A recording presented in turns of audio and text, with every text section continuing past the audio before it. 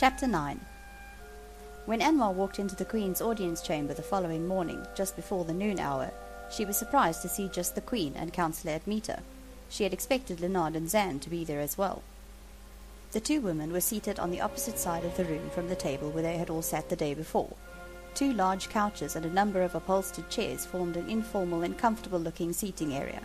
A few small tables arranged between the chairs left a substantial area of carpet uncluttered in the middle of the circle of chairs and couches. As Anmar walked across to them, the Queen smiled a welcome and beckoned to Anmar to take a seat on the couch that faced the door, so that she was seated next to the Queen and on her left. As Anmar sat down, the Queen said, "I asked Lhounds and Zand to go along to the Lounge barracks.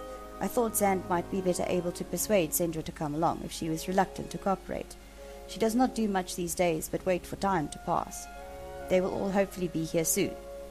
As the Queen spoke, Anmar clearly sensed the huge underlying tension that the Queen was feeling. She briefly opened her mind to the Queen to show her that she was in a similar mental and emotional state, and was rewarded by a warm wave of gratitude and support that comforted her briefly. When the door opened, all eyes went to it. First to come in was a sturdy, compact woman with a kind face, but an unmistakable "do not attempt to trifle with me" look as well. Anmar assumed correctly that this would be Lounge Surgeon Dell. Following close on her heels was a tall and burly man with a square-cut, rather pugnacious face that nonetheless managed to have a humorous cast to it. This was clearly Colonel Malek. Then Zand strolled in, closely followed by Lhounds. But now all eyes moved to the Lounge that came in last, and walked slowly to stand next to Zand in the clear space in the middle of the seating area. Nobody spoke, no introductions needed to be made. Absolute silence reigned as everybody sat down and the shields slid across to cover the doors and windows. The two Lounds standing side by side depicted as great a contrast as two animals of the same kind could possibly embody. Whereas Zand exuded good health, force, vitality, and confidence, Zendra, standing next to him, seemed a nullity, a ghost Lounge so completely withdrawn from the world around her that she barely seemed to exist. Although she was almost as big as Zand, though with the female ruff of hair rather than his luxuriant mane, she seemed like a shadow next to him. Zand's coat fairly rippled with vigorous, glossy life, but Zendra's was staring and lackluster, and had clearly not been brushed for some time. She was painfully thin, making the bulging abdomen due to her pregnancy disproportionately noticeable. She looked sick unto death, and exhausted beyond death. Her dull gaze was directed at the Queen and Anmar simply because they were straight in front of her. When Anmar first fixed her eyes fully on Zendra standing motionless in front of her, her heart contracted so painfully that it actually made her gasp. She was utterly appalled at the impossible weight of pain that she sensed the Lounge was carrying. A wave of pity, more overwhelming than any she had ever felt in her life before, washed over her. She desperately wanted to fall onto her knees next to the stricken Lounge and grip the suffering animal in her arms, to take some of the Lounge's agony into herself and help to lighten the crushing load. But she was vaguely aware that the Queen was gripping her hand almost painfully tightly, restraining her. She forced herself to lean back against the couch and take several deep, deep breaths. Then, with a quick look at the Queen, who nodded almost imperceptibly, Anmar took one of the biggest risks of her life. Leaning slightly forward again, she opened her mind completely, and sent as gentle and caring and reassuring a mind send as she could generate to wash over the tortured mind and the big head of the animal in front of her. "Zendra, I am Anmar. May I talk to you?" The position of Zendra's head changed slightly as her eyes focused on Anmar. She stared at Anmar for a few long seconds. Then a silent snarl wrinkled her muzzle and lifted her lips, exposing the lethal canines, as a blaze of pure and venomous madness lit the previously blank and lifeless eyes. A shockingly strong wave of mind energy, embodying all the Lounge's pain and heartbreak and self-hatred, and yet, despite herself, incorporating a desperate plea for help and succor, crashed into Anmar's mind. Anmar's first response was to slam down her mental shutters, but she resisted doing so and endured the demented mental assault. She now injected all the loss and grief and loneliness she had felt at Mada's death into Zendra's mind space for the Lounge to see.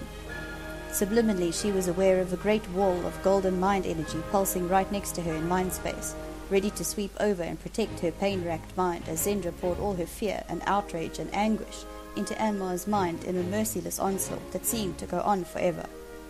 Anmar did not know that she had tears and sweat pouring down her face, or that the Queen would walk around with a bruised hand for days, so strongly was she gripping the Queen's hand.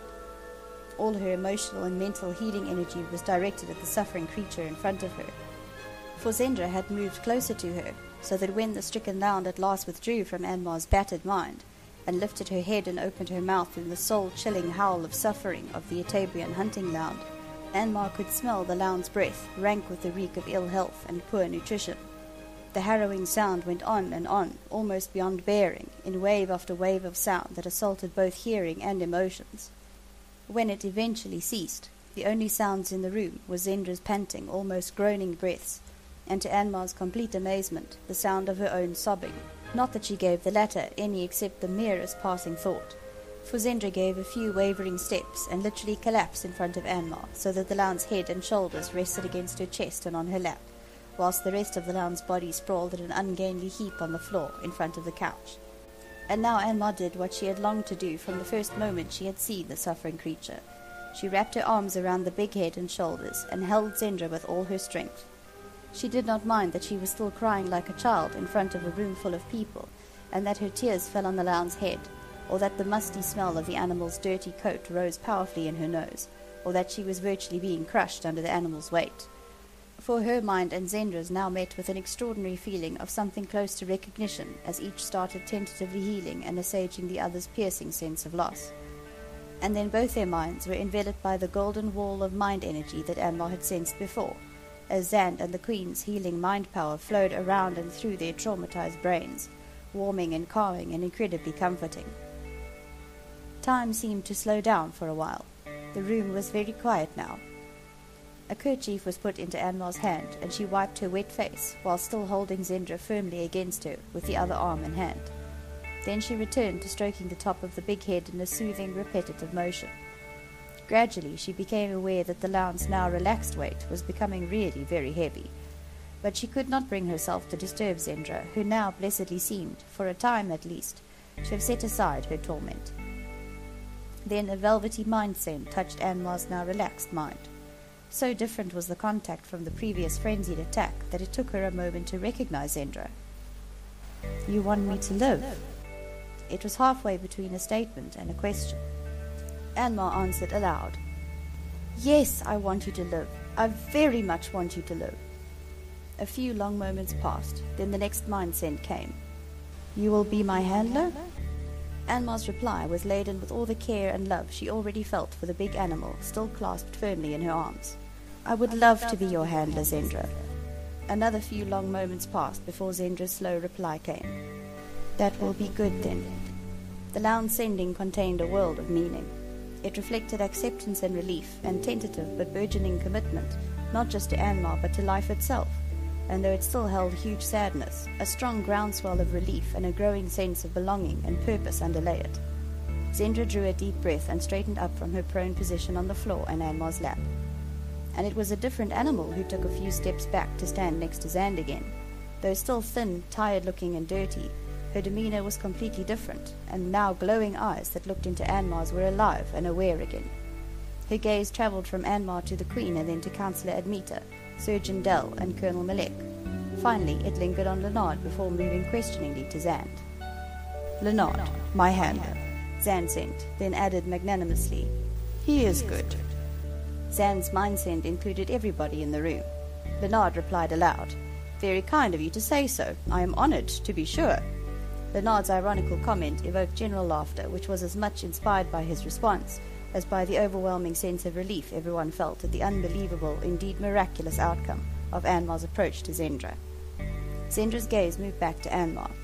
As her gaze warmed and the amber eyes blinked in tentative goodwill, he said, "I am very hungry and a little bit dirty." Anmar's brilliant answering smile reflected both love and hope and humour. She stood up and moved across to the Lound. In a proprietary gesture strongly reminiscent of Lhounds', she twined her fingers in the thick ruff of hair around Zendra's neck and shoulders. "We will do something about both those things, I promise you," she said. The Queen got up as well and put both arms around Anmar in a spontaneous hug of gratitude and admiration and utter relief. "Thank you, my dear. You were wonderfully brave and strong." She looked down at Zendra, and with one arm still around Anmar's shoulders, laid a caressing hand on top of the Lound's head. "Thank you for coming back to us, Zendra. We miss you very much." Zendra's answering mind-send revealed the loneliness and isolation she had felt before. "Thank you for giving me, Anmar. We can help each other." "Good!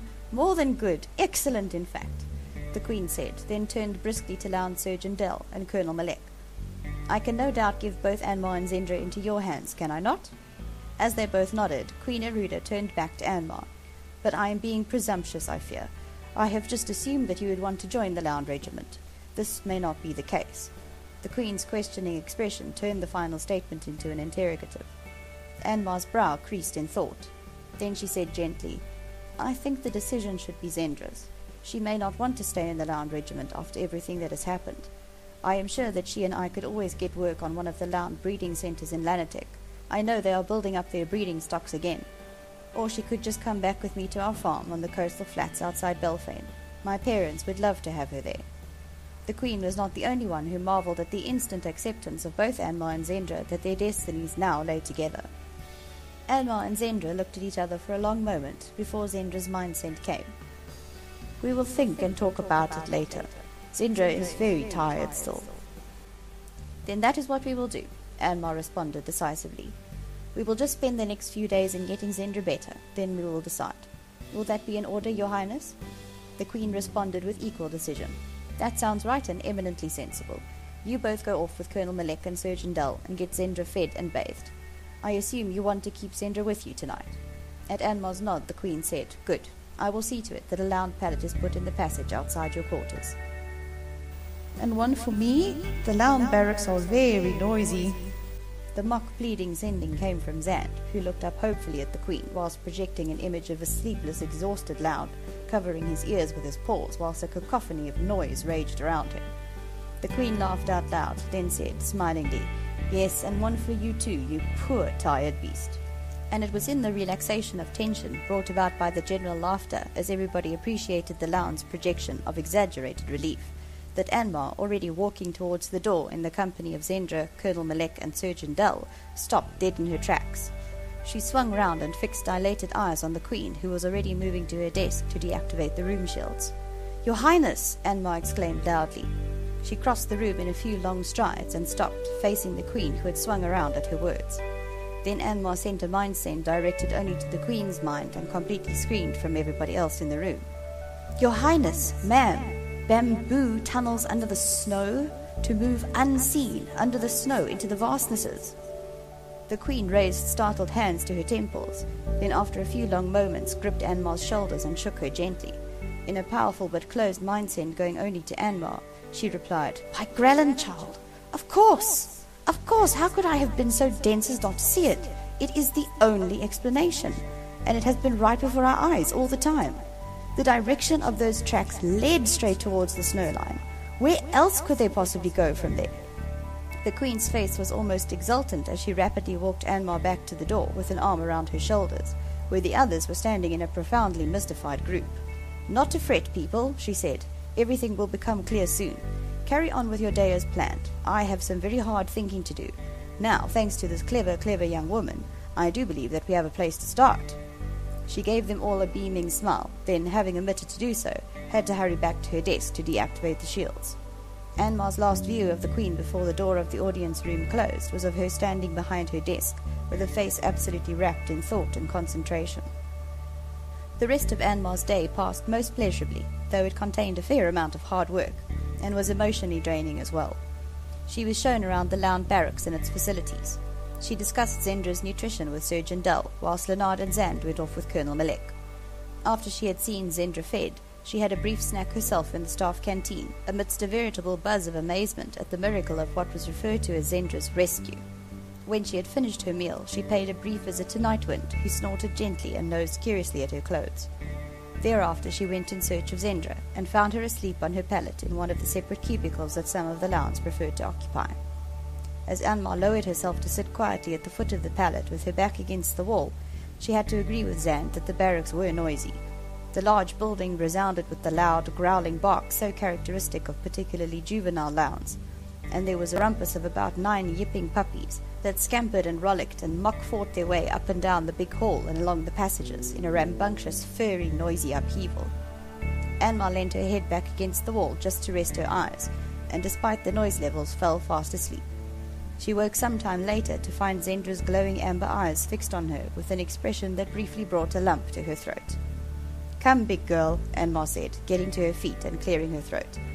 "Let's go and get you clean and shining and brushed and as beautiful as you should be." The big Lound got to her feet and followed Anmar obediently. "Zendra comes," she sent. As they set off, she pushed her big head under Anmar's arm so that they walked with Anmar's arm resting across the broad back. Zendra was so thin that Anmar could feel the vertebrae under her forearm. In the Lound bathing room, Anmar filled one of the biggest bathing troughs with warm water and got Zendra to jump into it. She lathered the Lound all over with some of the pleasantly fragranced ablution gel provided. As she rinsed the foamy lather off the lion hound, it was even more evident how thin she was. As Anmar repeated the whole process with clean water and more ablution gel, she admonished her. "You should have eaten more, Zendra. You're too thin." Her heart shrank in pity as the Lound sent. Zendra did eat, but was often sick afterwards. "Never mind," Anmar replied with assumed briskness as she thoroughly rinsed the Lound with a handheld sprayer of warm water. "We will be very careful so that you won't be sick any more now." She got the Lound to jump out onto the bathing mat on the floor, then started rubbing her dry with one of the thickly absorbent cotton drying cloths provided. She carefully cleaned the inside of the Lound's ears and then dried between the pads of the large paws and under the lethal retractable claws. And it was as she took a second fluffy drying cloth and started rubbing the Lound's still damp fur again that the gentle purring started, first softly and then more loudly. Another handler, busy lathering her own Lound just opposite Anmar and Zendra, looked up in amazement. As her smiling glance met Anmar's, both had quick tears in their eyes. When the Lound was dry, Anmar brushed the thick coat till it was sleek and shining. "There," she said at last. "That looks better. You are very beautiful, Zendra." The Lound's eyes followed Anmar's every movement as she tidied away the used cloths, put away the pot of ablution gel on a shelf, and rinsed out the bathing trough. Her mind sent when it came was very quiet. Anmar is beautiful too. And Zendra is sorry that she screamed at her today. Anmar lifted the heavy head in both hands and looked down into the gentle eyes of the creature that could kill her with the greatest of ease, and had instead chosen to award her with trust in a truly awesome act of affirmation. Her mind send was gentle too, but absolutely emphatic at the same time. Zendra has nothing to be sorry for. Anmar is lucky to be with her. Then she straightened up and said in a determined effort at lightness, "Now, let us go and find you something more to eat and drink." "Zendra comes," the Lound responded. After Zendra's second, slightly larger meal, they went back to their quarters in the palace. Anmar moved the 2 Lound pallets, stacked against the wall in the passage outside the door to their apartment, into her and Leonard's rooms, where they fitted neatly against the wall, still allowing sufficient space to move around the rooms in comfort. While Zendra lay down on her thickly padded pallet and promptly went to sleep, Anmar used the bathing cubicle for a long, hot bath, during which she also washed her long hair. She felt distinctly grubby and damp after having bathed, dried, and brushed Zendra. As she later sat on the side of her bed, dressed in clean clothes and combing out her long hair, she looked at the soundly sleeping Lound and found it hard to believe that it was the same tormented creature from that morning. When the eventide meal bell rang, she pinned her freshly plaited hair on top of her head and then knelt down next to the sleeping Lound and gently stroked the big shoulder. When the sleepy amber eyes opened, she said gently, "I'm going to the refectory now to eat. Are you coming with me, or do you want to stay here and sleep?" The big Lound got to her feet. "Zendra comes with Anmar," came the affirmative response. As they joined the numerous people making their way to the refectory, Anmar was aware that Zendra's presence close to her side was evoking a fair amount of positive and, in some instances, amazed comment. Inside the hall, she saw that Leonard and Zand were already at a small table to one side of the big room. As she and Zendra walked across to join them, she was aware that they were both astonished at the improvement in Zendra's appearance. Anmar's appearance also elicited favorable comment. When she ordered a nourishing bowl of wheat kernel, freshwater mussel, and vine tomato casserole for herself, her interrogative, "Zendra, shall I get you some as well?" elicited the positive response that was fast becoming pleasingly familiar. "Zendra will try." When their food came, Zendra managed to eat most of her large bowl of the delicious stew before she indicated that she was replete. Zand, having finally had the fat roast pullet that Leonard had long promised him, disposed of the rest of Zendra's food as well. "To help the dishwashers."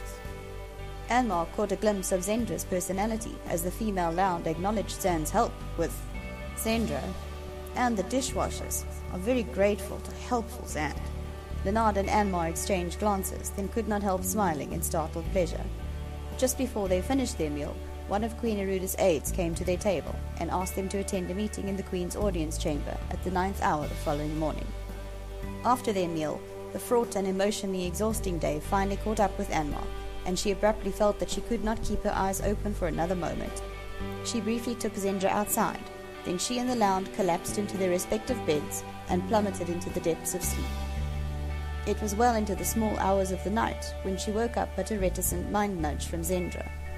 "Zendra can climb up?" She mumbled a sleepy, "Of course," and moved back a little so that the Lound could climb onto the bed and over her recumbent form to settle snugly against her front. The last thing Anmar did before going back to sleep was to ease one arm free from the coverlets and put it across Zendra's wide chest. As she felt the big heart's steady rhythm under her forearm and the gentle vibration of a sleepily fading purr, she fell back into the enfolding comfort of contented sleep.